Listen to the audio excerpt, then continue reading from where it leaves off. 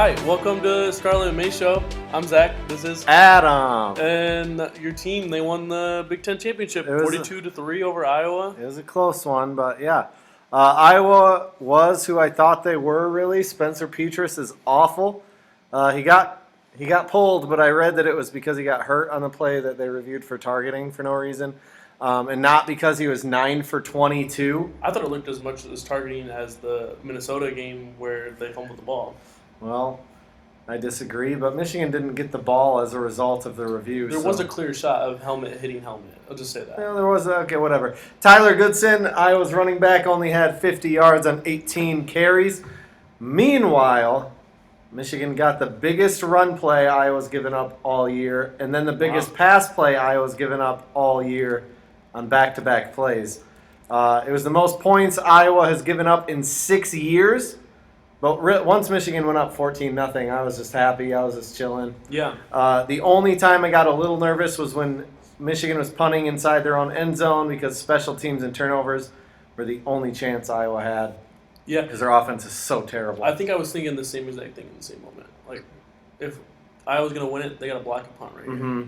And then Michigan ended up being the ones to block a punt later on. But I know some people were frustrated, some Michigan fans.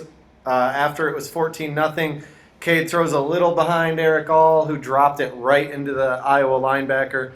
And then Michigan didn't move the ball for a bit. But really, Michigan was just protecting the ball as they got backed way up. I thought it was the right move.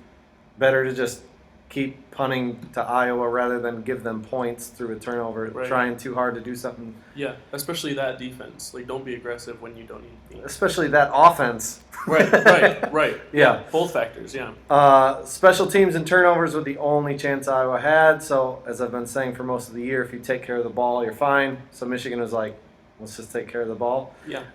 They had 2 quick 3-and-outs when they were backed up, and then they moved the ball and got out of it unharmed. So I was 100% fine going into the halftime 14-3. Yeah. Michigan had 5 drives in the second half and only scored touchdowns on 4 of them. So it's not as good as their last game. Wow. But they also didn't give up any points. Iowa's offense sucks, but I was still glad that Michigan didn't even give up 300 yards. They held Iowa to 19 third downs. It's pretty crazy. Wow. But seriously, it's really nice to seemingly finally have coaches adjust at halftime. So Iowa was moving the ball a little bit on rollouts in the first half, and then they just basically turned into mushy turds in the second half because Mike McDonald's adjustments. I thought Gaddis called a great game again, especially in the second half. But like I said, I didn't think he was bad in the first. I thought conservative was the way to go. Yeah. It's just fun to not feel like there's an impending doom, like a piano about to fall on my head with Michigan winning. That has existed for a few years, and it's just nice. Yeah. We're going to talk more about the bowl games and the playoff in a later episode. But really quick, this is the first time I really tried to look deeper at Georgia because I wasn't expecting Michigan to play Georgia until this weekend. But I thought Michigan would win against Iowa. I thought Georgia would beat Alabama. It's fine. Anyways, the first thing that stands out to me is that there is so much talk about how little Cade McNamara has thrown all year, but Stetson Bennett has thrown 77 fewer times than Cade McNamara. I know he didn't start every game, but even accounting for that, that's kind of surprising. One, it's not like Cade's in every snap either. I mean, JJ played 5-6 snaps this game. Well, I'm just saying in general, JJ does take a few snaps away. He takes a few, but it's still 77 fewer. Yeah. That's 5 games for Cade McNamara. I mean, that's just crazy. But especially because they don't have a crazy running back or anything. They have 2 guys with similar totals combined to Hassan Haskins, but it's still just surprising to me. You've been pointing out for weeks, to your credit, Alabama and Georgia don't really have any strong wins or tough schedules, and it has me wondering if maybe they were just born on third base. I'm just joking, kind of. What do you think from the game? I was a little concerned for Michigan when they got those 2 big plays right off the bat, and then their offense kind of was dead in the water through the second quarter. But I thought it was cool to see them making some adjustments and get the offense really rolling. I was surprised it ended up being such a blowout, which reminds me a little bit of the Ohio State-Wisconsin Big Ten championship game in 2014 when Ohio State won the national championship. They won 59-0. That was crazy. Yeah, but more about Georgia. That was also Alabama was the first top 25 pass offense they play all year. Like it's been everyone's been saying Georgia's best defense in the country by far, and I keep saying what offenses they played. They played one top 25 pass offense, and they get blown out. Right. Yeah. Yeah, we'll see. I just think Georgia's been overrated all year. Yeah. Big Ten championship most valuable player, Aiden Hutchinson, 1 sack, 4 tackles, 7 quarterback pressures. Yeah, I mean, they were also like double teaming and triple teaming him. These stats aren't like super impressive, but there was one play he pushed the right tackle into the quarterback, causing an incompletion. Like, it was pretty obvious to me that Iowa's game plan was like, don't let Aiden Hutchinson get to the quarterback. They were just like going low on him a lot, just trying to get him to not. And that was on like quick passes too. They were like, just do anything, don't let him get anywhere near him. He still got a sack. Yeah, and still was disruptive. And I think it's also like a credit to his reputation he's built on a great season. Mm-hmm. But yeah, I don't disagree with it. But I mean, I'm not like, yeah, he definitely should have won it. But yeah, Big Ten takeaways. I mean, we said all season that the West was going to get pantsed in the conference championship game, and they did. Sure no matter did. who they would have played. I think even if it had miraculously been Michigan State in there, they would have beat Iowa too. Yeah, Iowa, like I said, is who we thought they were. Maybe they can get a transfer quarterback. There's a bunch of guys transferring. Maybe Kirk Ferentz will fire his son as offensive coordinator and bring his offense into the 90s at least from the 80s. It's just so ridiculous. I had a friend from Iowa who, after Michigan scored the first 2 touchdowns, he was like, it's like he was joking, but he was like, it's kind of dumb that Michigan scored so quick. It's not very impressive. It's more impressive to have like a long drawn out drive. And I was like, I mean, is it as offensive as having an offense from 1982? I don't know. My friend texted me when it was 4th and something for Iowa, and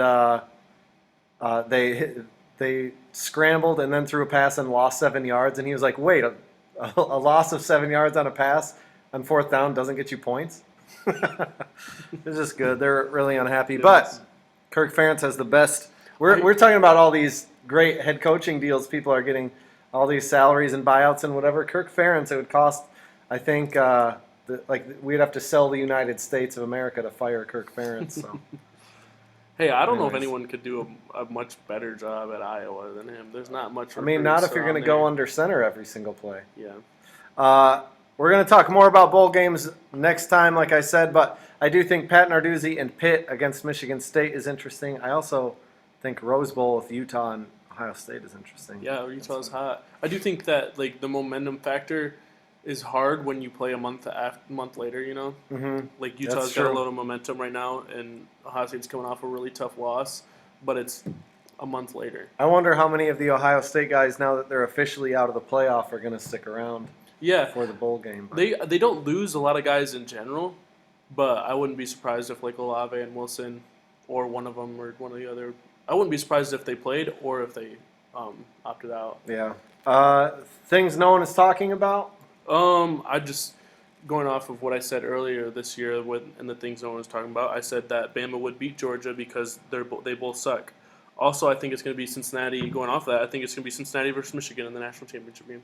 Let's go. I'm in for it, obviously. But Luke Fickell's going to hang 100 on him. Things no one is talking about. I'm going with my version last week of like things no one is actually talking about. Winter.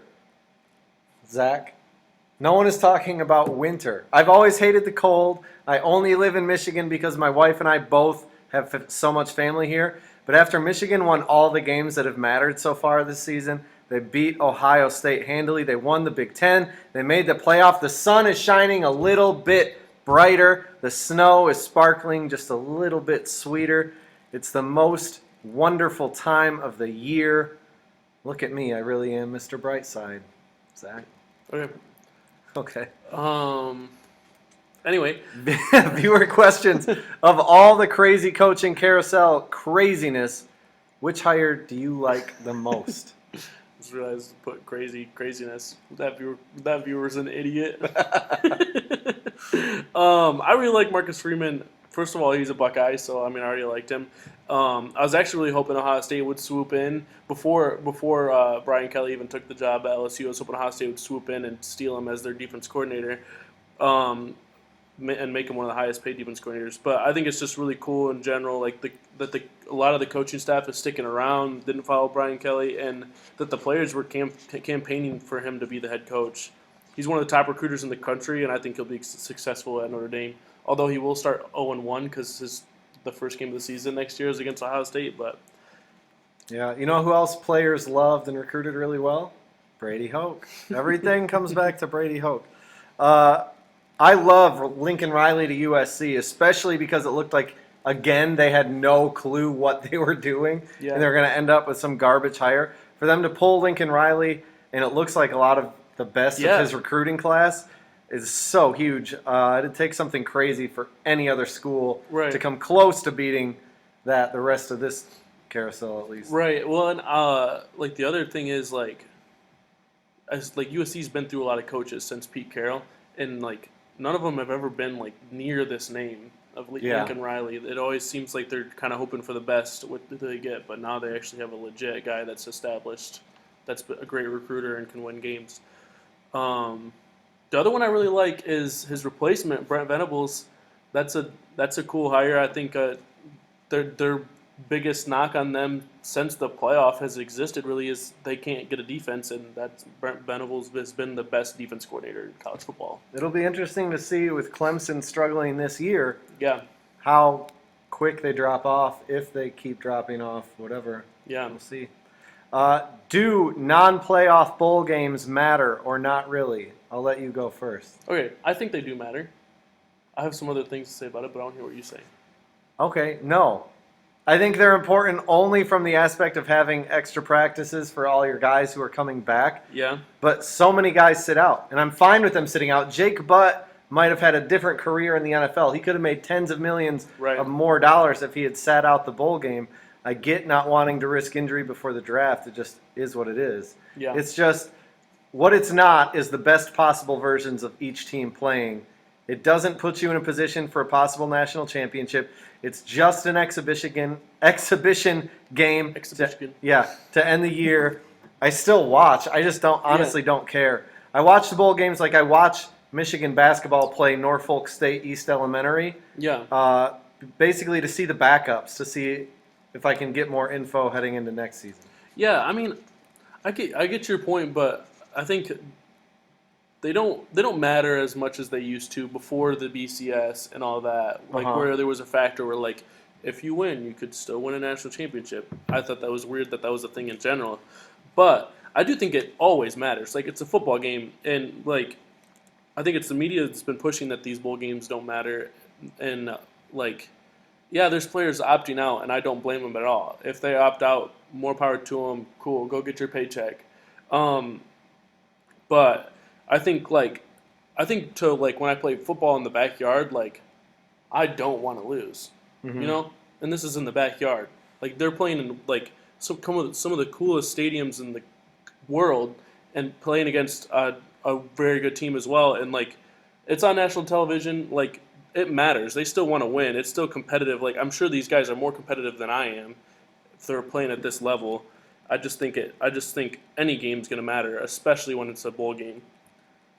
I think back to 1997, the year before the BCS, and I know that this is an unpopular opinion. To me, it was fun. I watched Michigan in the Rose Bowl, and I watched Nebraska in their bowl game, and both games mattered for the national championship. And I wish Michigan would have played Nebraska because Nebraska was dookie. Scott Frost is a turd. It doesn't matter. They only won because Osborne was retiring.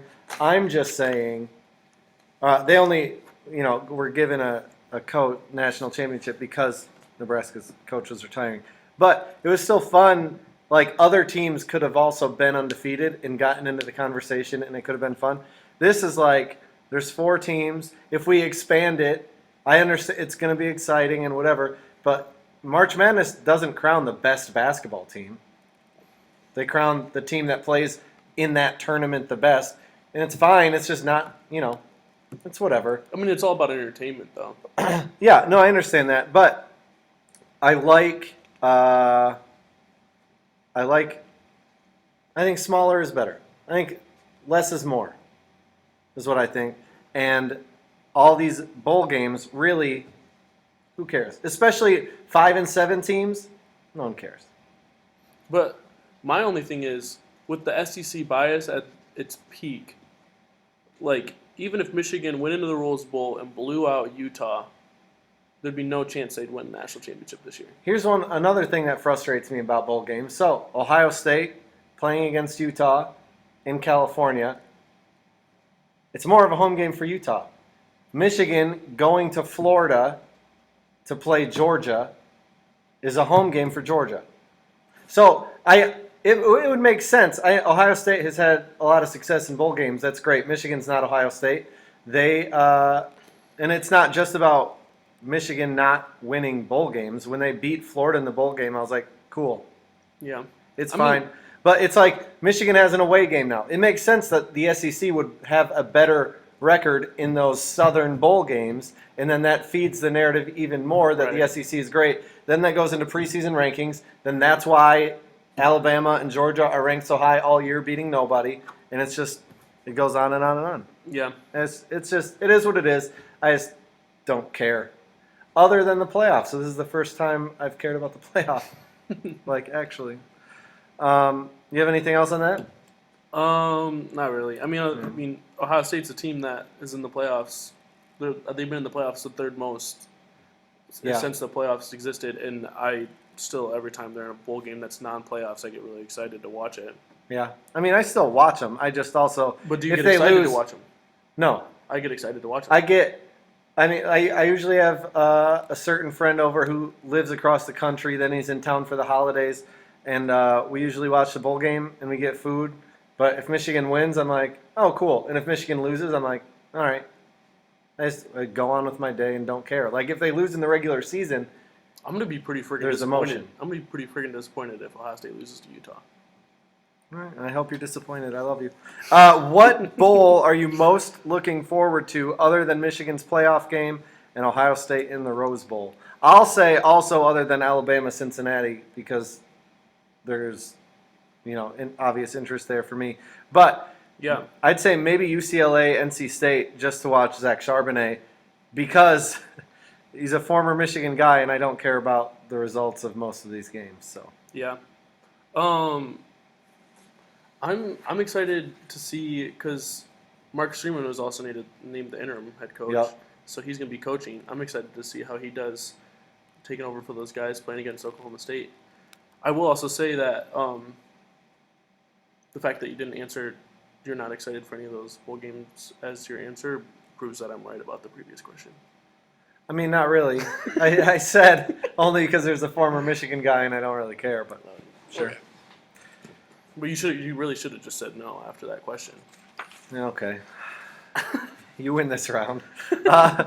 Basketball, really quick. Ohio State beat Duke 71-66. You called it. Yeah. They beat Penn State 76-64. Coming up, they have Towson on December 8th and Wisconsin on December 11th. I honestly turned off the Duke-Ohio State game at halftime because I have a kid and I was tired and I thought Duke was going to run away with it. That's a huge win and you called it. Yeah, they never went away. I had this weird feeling the whole time that they were going to win. They were going to pull it together and come back and win. Well, to be fair, you had that feeling in the Michigan-Ohio State game too. You kept saying, I'm not worried yet. I'm not worried. And then you got silent, but you kept saying, I'm not worried yet. And then okay. But that was different because I was saying it the whole game and I didn't respond to you. Anyway, it was really cool just to see them beat number one Duke. I mean, they rallied and they got it done. I mean, they had to play a perfect last 6 minutes of the game, and they did. And it was just awesome. I loved E.J. Liddell's shot to put him up 3 was really sweet. That fadeaway was a tough shot. Didn't they end the game on a 10-0 run? Honestly, I don't know. State? I think they did. That's pretty crazy. I was watching the game without sound, so they might have said that, but I wasn't listening. Yeah. I didn't really pay attention that much to know if it was 10-0 or not. Yeah. I will also say it was really cool to see Jamari Wheeler, Penn State transfer, Mm-hmm. playing back at Penn State to ball out against his former team with 9 assists. Also, Kyle Curry Young balling out with 4 from 3. Kyle Young, I love that guy. Yeah, he's weird looking. Michigan got killed by North Carolina and then killed San Diego State. They're at Nebraska December 7th and then against Minnesota December 11th. In the San Diego State game, Caleb Houston was 4 for 5 on threes and Hunter Curry Dickinson was 3 for 3 on threes. I don't expect that regularly from Dickinson. At least not that good. So He's supposed to be a good shooter, but he was 3 for 3 from 3 against San Diego State, but couldn't make a layup against North Carolina. That's true. Wow. Yeah. If Houston starts shooting like this, because this is what he was supposed to be doing all along, then I think Michigan will be fine. If he drops back off, I think Michigan gets back in trouble, and football will sustain me. But Michigan's very talented, and it's a long season, but it is a long season, and that is a tough loss against North Carolina. To lose by 20 to an unranked team. We talked about it after the Seton Hall loss, like whether or not it was a cause for concern. I said it wasn't, but I do think that this North Carolina game is a cause for concern. Yeah, for sure. After the North Carolina game, I was like, it's going to be a long year. Yeah. And then another thing that turned it around for me for San Diego State, gave me some hope, was Frankie Collins got some extended run against San Diego State, and I think that played a big part in the outcome. I think he's just a better fit than Devontae Jones. I think having Jones come off the bench might be a better spark. If the offense is struggling, they can put him in and say, get a basket, instead of having him try to run the normal offense. I don't know. I'd love to see Frankie Collins start and play more, especially he's obviously got more long-term upside at Michigan than Devontae Jones. But Devontae Jones played something like 4 or 5 minutes in the second half. Frankie Collins looked pretty good. That's another thing where tweaking different things. So if Houston can shoot, if they get an answer at point guard, it just changes things. That was another thing that I just thought about in the Duke game. Cedric Russell came out of nowhere. He hadn't really done anything. He's a transfer from Louisiana. He hadn't really done anything all year, and came out of nowhere and balled out against Duke. It was really cool. We didn't do predictions. So Ohio State's obviously going to beat Towson. Yeah. It just might be at the buzzer. And then Wisconsin. Yeah, Wisconsin's a tough opponent, but I like the Buckeyes right now. I think they're rolling. I think they're feeling good about themselves. I got Ohio State, too, over Wisconsin, just because I hate Brad Davison. Michigan at... Brad, 35 years old, Davison.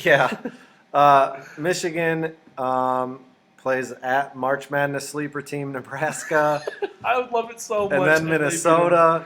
I got Michigan in both of them. If not, I'm back slapping the panic button. I got Nebraska just because it's hilarious. You picked them as your March Madness sleeper team. I did. They've not been that. They have not. And I just think it'd be hilarious if them getting back on track for your hot take would be them beating your Wolverines. I'm just glad. I really like beat Minnesota. Going back to my things nobody's talking about. Like December is it's a lot better this year.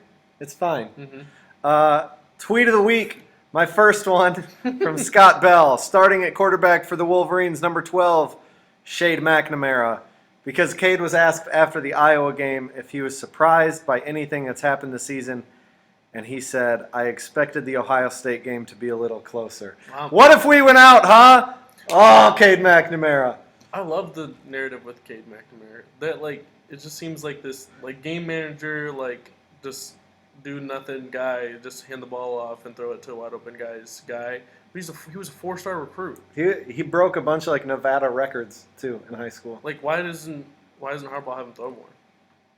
I think they don't need to. Harbaugh. It's funny to me that Harbaugh's a quarterback and he's protect the ball, run power. Yeah. But it is who he is. Well, the one thing, maybe this is what was surprising to him. The game probably wouldn't have been closer. Never mind. Okay. That makes sense. I was going to say his interception was just so terrible. Maybe that's what surprised him. Yeah, he is a big. He makes the read before the snap. Yeah.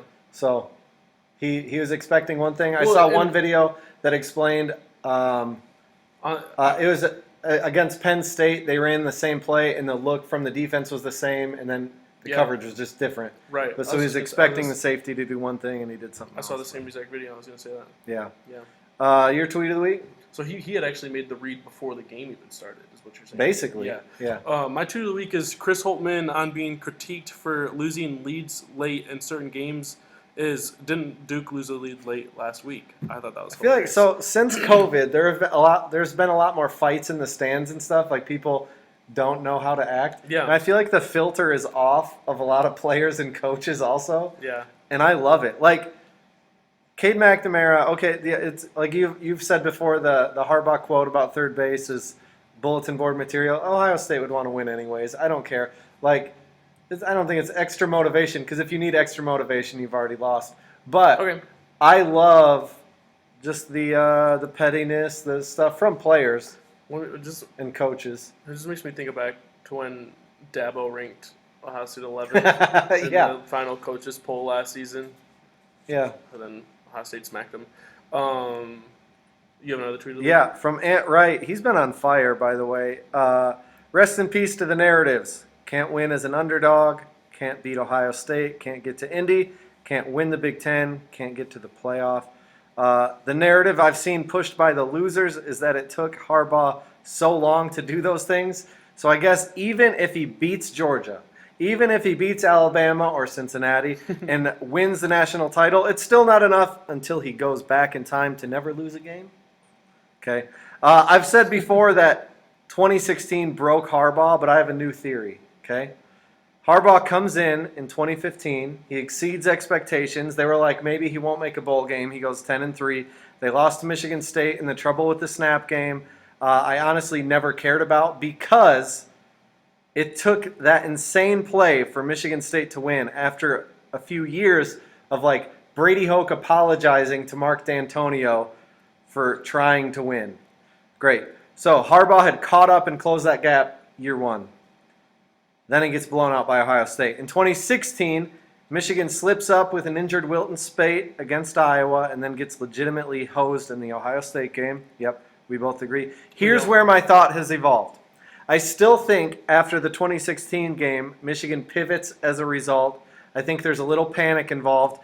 Harbaugh intentionally dialed things back in terms of personal intensity, especially on the sideline.